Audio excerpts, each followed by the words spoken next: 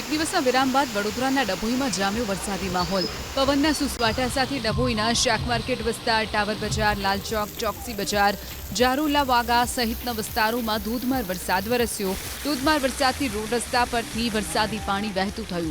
ડભોઈના ગ્રામ્ય વિસ્તાર સાંઠોદ, શિરોલા, શંકરપુરા, વડજ, ચનવાડા સહિતના ગ્રામ્ય વિસ્તારમાં પણ મેઘરાજાએ હેત વરસાવ્યું।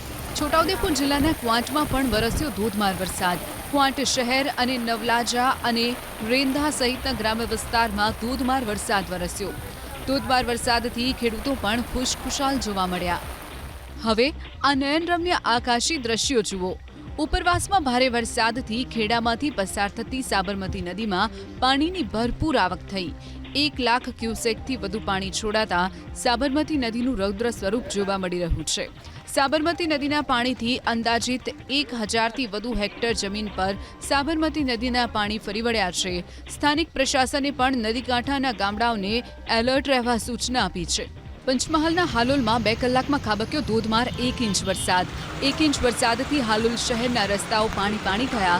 ગોધરા રોડ, મુખ્ય બજારના રસ્તાઓ પર વરસાદી પાણી ભરાતા વાહન ચાલકો અને રાહદારીઓને હાલાકી ભોગવવાનો વારો આવ્યો।